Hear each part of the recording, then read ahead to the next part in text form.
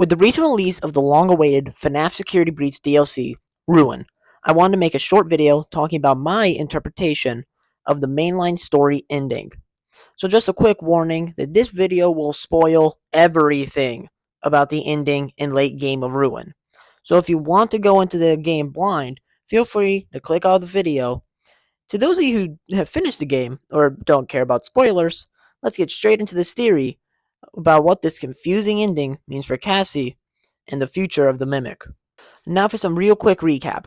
Ruin takes place an undisclosed amount of time after main game security breach. It is heavily implied that it is continuing off the Princess Quest ending, which makes the most sense seeing that Vanny and Gregory are nowhere to be found. Freddy is missing his head.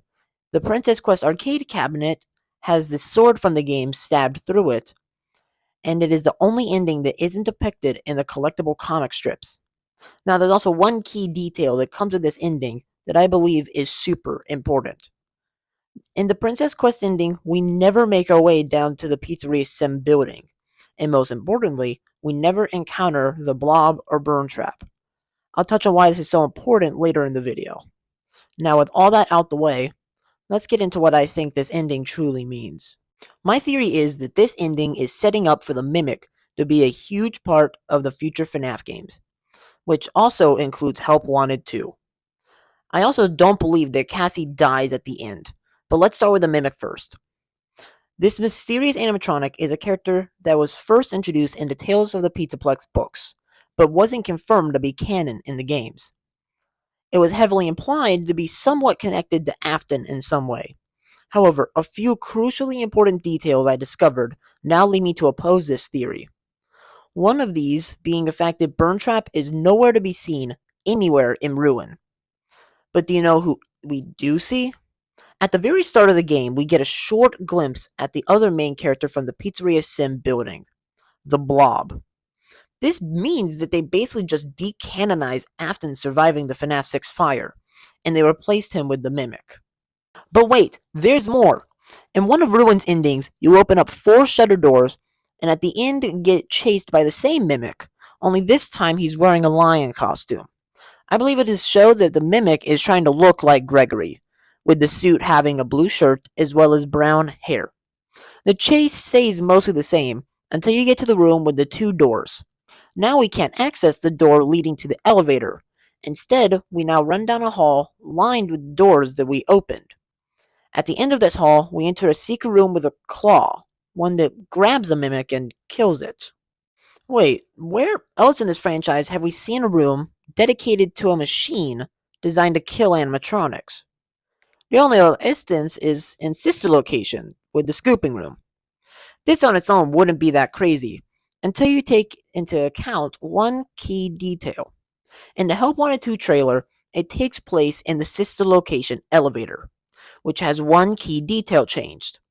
The conduit minigame from Ruin can be seen on the wall, meaning there is crossover between Ruin and Help Wanted 2. I believe that this is specifically hinting that we are going to be seeing more of the Mimic within Help Wanted 2 in some way. What role will it play? I don't know, but I do have a feeling that it will be very significant, kind of like how Glitch Trap worked in the first VR game. Next, I want to talk about the future of Cassie, and her connection to Gregory and Roxy.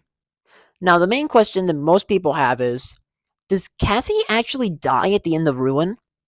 Well, my short answer is no, for one solid reason. If she was dead, why would Steelwool go out of their way to show us Roxy confusedly saying her name?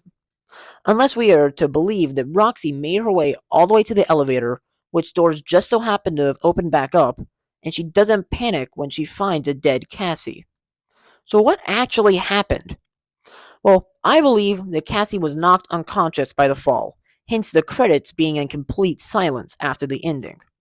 After she wakes back up, I think that she made her way back to where she saw Roxy fight off the Mimic. And that's why Roxy speaks her name in a way that is so confused. It's because she knows that Cassie had just ran away, and seeing her come back all bruised up would be a valid reason for some concern. But what does this mean for the future games? How will they handle Gregory's involvement in the story?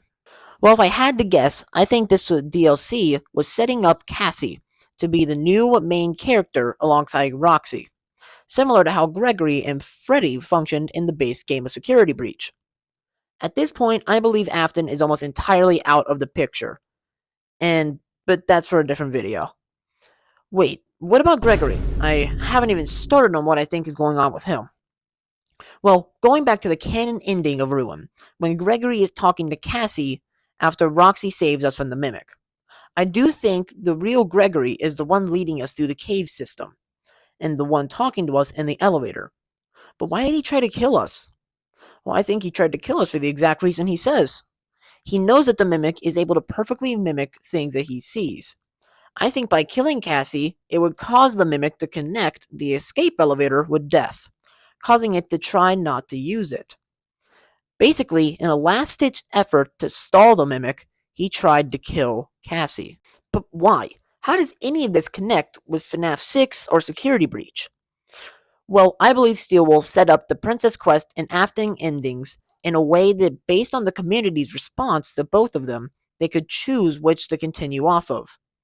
And when they saw the amount of backlash and people getting angry about Afton coming back again after having the perfect ending in FNAF 6, and they also saw how popular the Mimic had gotten within the theorist community, they decided to backpedal on Afton returning and just say that the Mimic was always the one under the Pizzaplex. If you ask me, I think the Mimic is a much cooler path in terms of the FNAF story, and it makes me excited to follow the lore again. And that's a wrap on my first full-length video on this channel. If you actually made it this far, please be sure to hit that like button, slap that subscribe button, and click that notification bell. I would also love to hear from you. Yes, you. So be sure to tell me what you thought of Ruin as a whole and what you thought of the ending. If this video does well enough, I have a few other theories that I think would make interesting videos. So don't miss out on any of those future uploads. Well, I'll see you in the next video. Peace out.